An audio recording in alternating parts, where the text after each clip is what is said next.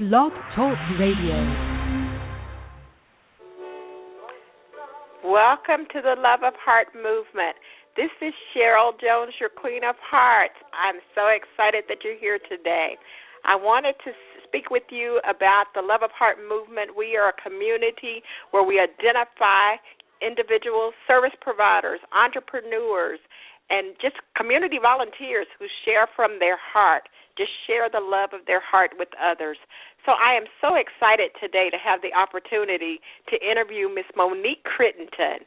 She is the CEO of Your Business Matters, and she is going to tell us a little bit about herself today. I'm so excited to have you. Monique, are you here? Yes, I'm here, Cheryl, and thank you so much for having me today. I am actually the CEO of a small business called Your Business Matters. I'm a proud mother of 3 full adult children, and my mission in life is to pass the torch of business ownership to the next generation. I've also worked in the academic arena for over 20 years, and I love people. And I am most happy when I see others reach their full potential.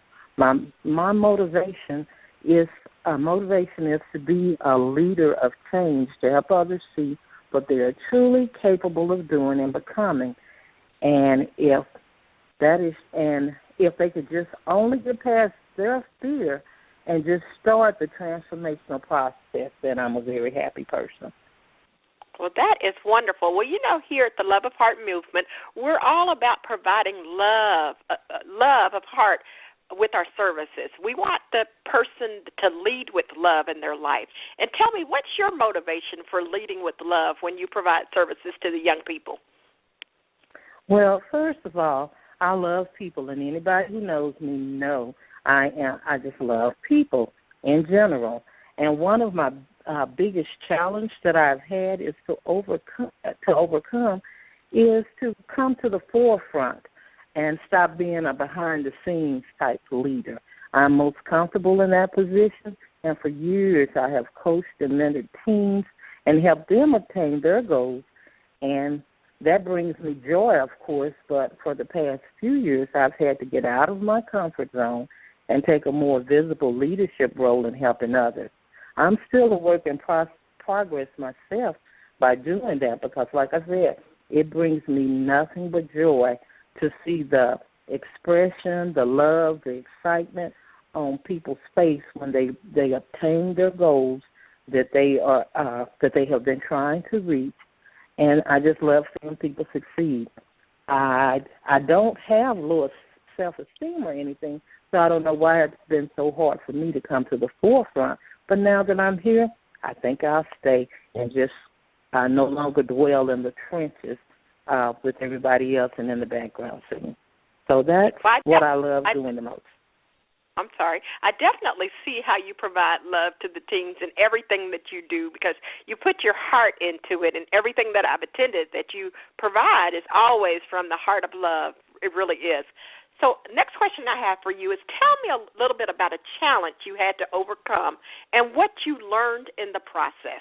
Well, like I just mentioned a few minutes ago, that is one of the things that has been my biggest challenge, always being comfortable in the background and taking my joy and reward from pushing others to the forefront. But it has become a time in my life where God is no longer leaving me in the background. I actually kept myself there for years because I just didn't want to be in the front. And like I said, it's not because I have low self-esteem or anything like that. It's just I'm not a type of person who likes a lot of attention or to take the credit for a lot of things. I just like to do what I need to do, get out of the way, and let other people march forward. That is so important, and I think many times as teens, we many times have those same challenges. So I'm so glad you're sharing that to let all the teens and any entrepreneur know that many times you just have to grow and go to another level, and God will be there along the way. So I'm so glad you shared that. Next question I have for you is everybody has a purpose in life. How did you know that your purpose was to serve young people? How did you come to that conclusion? Well, I think I actually just I kind of fell into my purpose, to be perfectly honest with you, Cheryl. I just started doing what I enjoy doing, and I saw a need working in the college arena where there are students that come in and they're not very sure of themselves. They don't know where to go or what to do. And so rather than waiting for someone else to help them, I just chose to accept the challenge and just started being of assistance to them, whether it was in the actual area where I was working or not. Because I remember when I really first started discovering, it was back in the late 90s and early 2000s, and I used to pull shy students away from the college environment, and we would do fashion shows. I just wanted to motivate them, build their character and self-esteem, and just make them comfortable in that arena. So we would practice at my home, and then we would go to the college, and they would do fashion shows.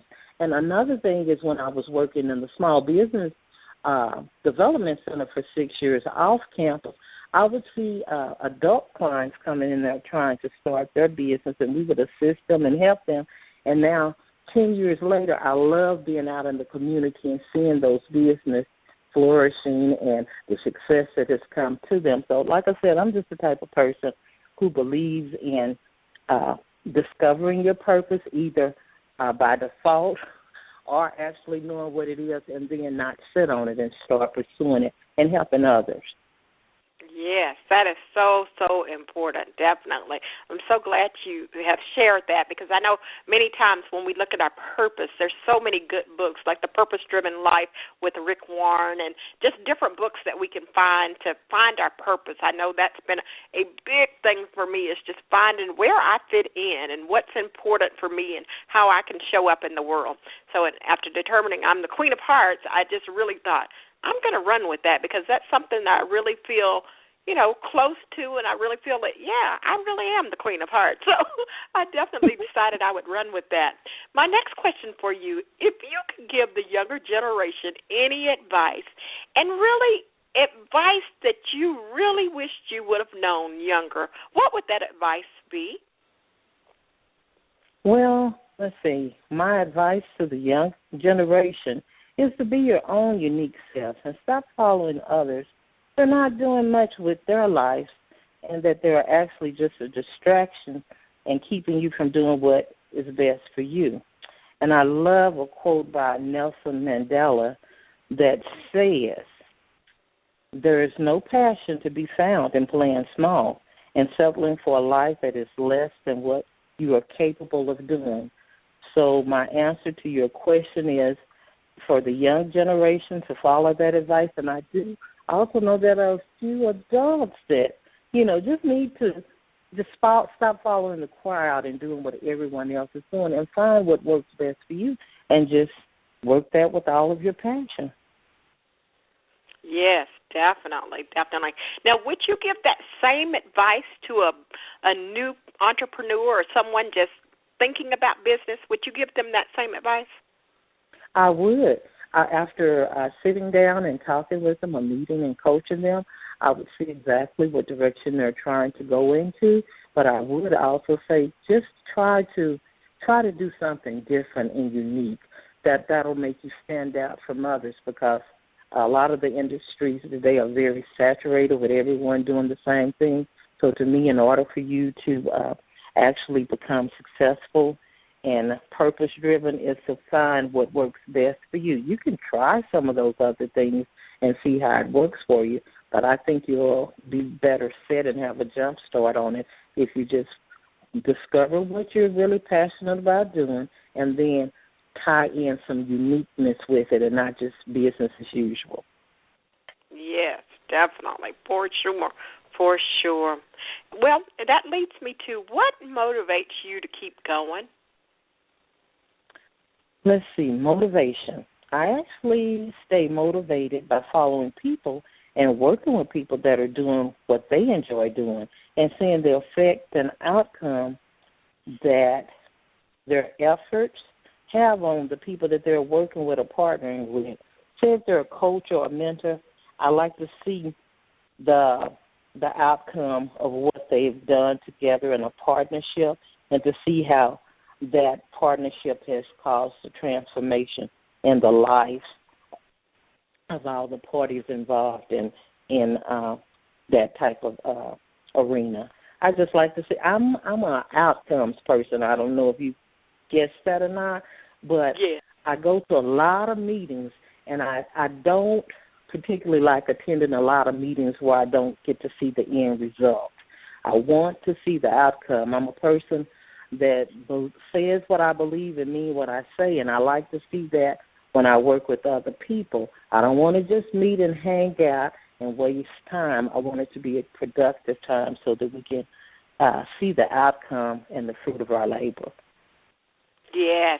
And under motivation, I wanted to ask you a couple of questions about motivation. That is such a huge part of my life, and I know that that's one of the main keys that helps me feel like I've been a success and also feel like I'm continuing to be on the success track for my life. What are some things in addition to meetings that you do to keep motivated?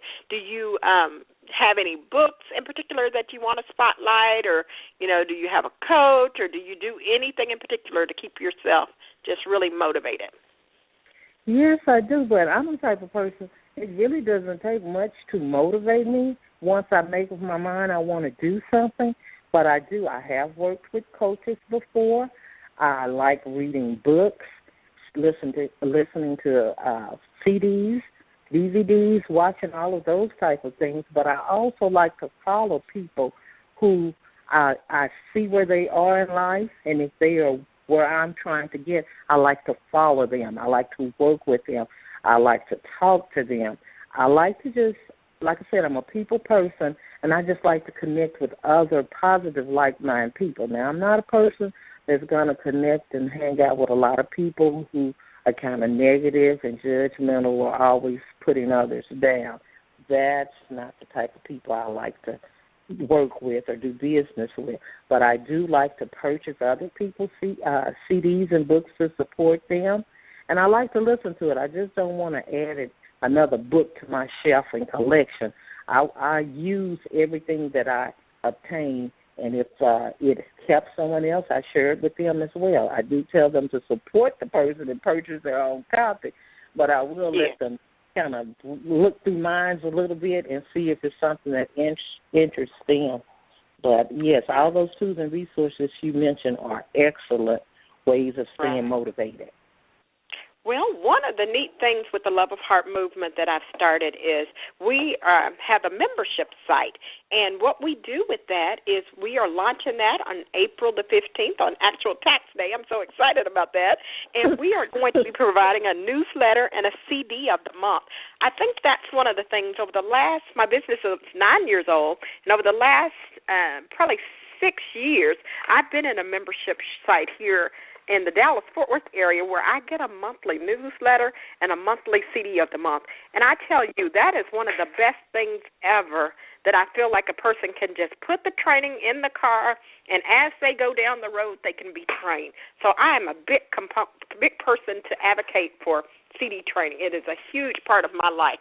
And I spend so much time in the car that I feel like I have a university on wheels. So I love CDs and training that way. So definitely want to encourage all the members to, all the listeners, rather, to just really check into CD training because that is huge, definitely.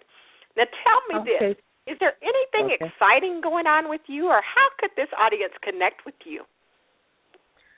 Well, I think the things that I have going on are exciting, but the way that they can connect with me is they can connect with me on Facebook, of course. I have a personal page under my name, Monique Crittendon. Last name is spelled Crittendon.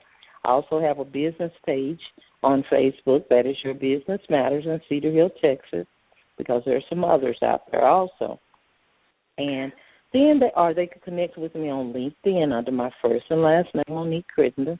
And lastly, they can connect with me on Twitter at Your BIZ Matters. Not business, but BIZ Matters. See, a little bit different. That's awesome. That is so awesome. Yeah. Well, is there anything in closing that you might want to give the audience? Any special events or anything coming up in your life? Sure. I have a ton of things that I'm doing this year.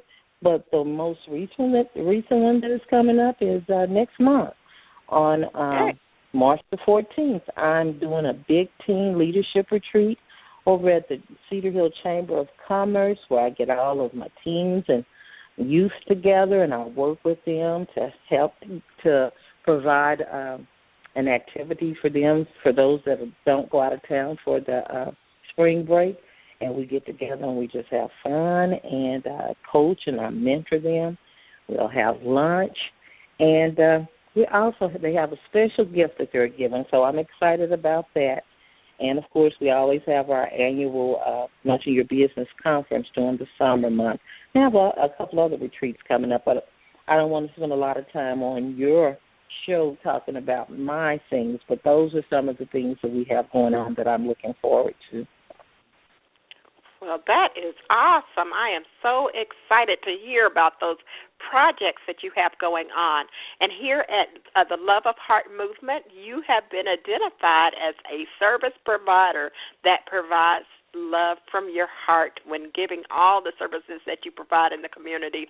And I really want to keep in touch with you, and just to let you know that we appreciate you here at the Love of Heart Movement, and we applaud you for everything that you have going on for others and what you provide to the community, not only in Dallas, but I know your passion is going to move nationwide, and you're going to be able to help other teams. I know before we went to a conference in Houston, and you were there kind of assisting with those children, young adults and youth that were going after different business scholarships and whatnot. And I just know that's such a huge need, because I know that it says that we need to look behind us and make sure that we're growing up the audience behind us.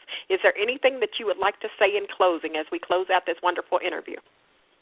Yes, I would like to say thank you so very much, Cheryl, for having me on the show today. And I just feel so special and honored that you include me in your circle of the love movement. And it's just nice to know that you're appreciated for all the hard work and effort that you put into things. You know, sometimes I know I'm hard on myself, and I may not always think people get what I'm trying to give to them, but it's good to know that there are those that are watching that see the value in what's being done to help others. And once again, thank you so much for acknowledging that and seeing that for yourself. Well, thank you so much for being on the Love of Heart radio show. I'm so excited to have this movement and to have you be a part of it.